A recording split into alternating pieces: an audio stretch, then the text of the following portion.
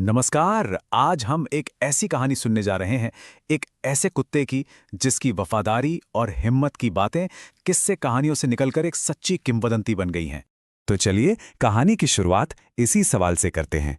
आखिर ऐसा क्या होता है कि कोई जानवर सिर्फ एक पालतू जानवर न रहकर एक किंवदंती बन जाता है? क्या करना पड़ता है इसके लिए?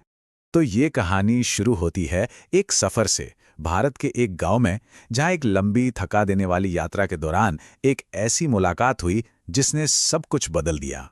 बात है 1960-70 के दशक की।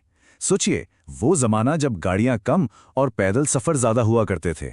कहानी के दादाजी, सेवक राम जी और दादी माँ अपने घर से कोई 25 किलोमीटर दूर थे, और तभी कुछ ऐसा हुआ जिसकी उन्होंने बिल्कुल भी उम्मीद नहीं की थी। उनके पीछे पीछे एक छोटा सा सफेद रंग का पिल्ला चलने लगा था।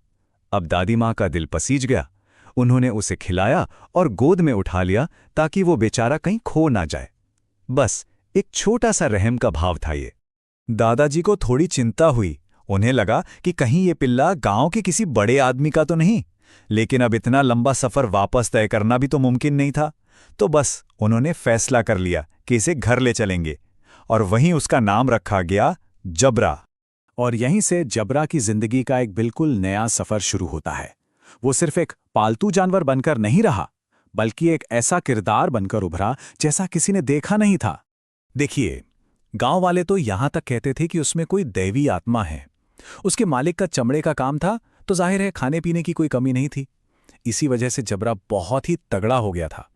लेकिन उसकी असली पहचान उसकी ताकत नहीं, उसका जज्बा था। मतलब उसकी आदतें ही देख लीजिए। ताकत तो ऐसी कि अकेले ही कई कुत्तों पर भारी पड़ जाता था। और सबसे अजीब बात, हर मंगलवार को वो उपवास रखता था, कुछ नहीं खाता था। वो पूरे गांव और पास के खेतों का रात में चक्कर लगाता था, जैसे कोई पहरेदार हो। गांव में कोई भी शादी हो, बारात में वो जरूर पहुंचता था। और तो और, परिवार का कोई सदस्य स्टेशन जाता तो उन्हें आधे रास्ते तक छोड़ने भी जाता था। मतलब सिर्फ वफादार नहीं, उसका एक अलग ही रुतबा। मगर सिर्फ इन आदतों से कोई किंवदंती नहीं बनता, है ना? किंवदंतियां बनती हैं अग्नि परीक्षाओं से। और जबरा की जिंदगी में भी दो ऐसे मौके आए जिन्होंने उसकी हिम्मत और वफादारी को उसकी आखिरी हद तक परखा। पहली परीक्षा हुई गंगा नदी के किनारे। दादाजी अपने काम से कहीं जा रहे थे। जबरा हमेशा की तरह वफादार चुपके चुपके उनके पीछे हो लिया और पहुंच गया उफनती हुई गंगा के किनारे।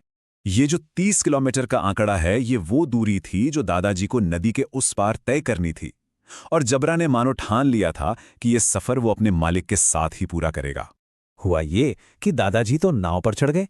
जबरा ने भी छलांग लगाई, पर तब तक नाव थोड़ी आगे बढ़ चुकी थी। वो सीधा गंगा की तेज उफनती लहरों में जा गिरा और पल भर में आंखों से ओझल हो गया। दादाजी बस चीखते रह गए, जबरा जबरा। उनका दिल टूट चुका था। उन्हें लगा कि उनका सबसे वफादार साथी अब हमेशा के लिए उनसे दूर चला गया। क्या यही जबरा का अंत था? और फिर आई दूसरी अग्नि परीक्षा। एक मेले में एक बहुत ही ताकतवर और घमंडी जमींदार की नजर जबरा पर पड़ी। वो जबरा की शान से इतना प्रभावित हुआ कि उसने दादाजी की एक ना सुनी। उनकी सारी मिन्नतों को दरकिनार कर जबरदस्ती जबरा को उनसे छीन लिया। तो अब ये सीधी सीधी इच्छा शक्ति की टक्कर थी। एक तरफ था जमींदार का घमंड, उसकी ताकत का जोर, और दूसरी तरफ था जबरा का जज्बा, जिसे उस जमींदार ने एक पेड़ से लोहे की जंजीर से बांध दिया था। देखिए, इन दोनों ही घटनाओं का अंत बहुत दुखद हो सकता था, लेकिन ऐसा हुआ नहीं। बल्कि यही वो पल थे जिन्होंने दुनिया को दिखाया कि जबरा और उसके परिवार के बीच का रिश्ता, उनका बंधन कितना गहरा और अटूट था। सोचकर देखिए, दो चमत्कारी पुनर्मिलन हुए। पहली बार जब वो गंगा में बह गया था तो वो तैरकर किसी तरह किनारे लगा, अकेले 30 किलोमीटर का सफर तय किया और सीधा अपने खेत के पास दुखी बैठे मालिक से आ मिला। और दूसरी बार जमींदार के यहाँ जंजीर से बंधे होने के बाद उसने वो लोहे की मोटी जंजीर तोड़ दी और भागकर सीधा घर पहुंचा, ठीक उसी वक्त जब उसके मालिक भी घर पहुंचे थे। मालिक के दुख के आंसू खुशी के आंसुओं में बदल गए।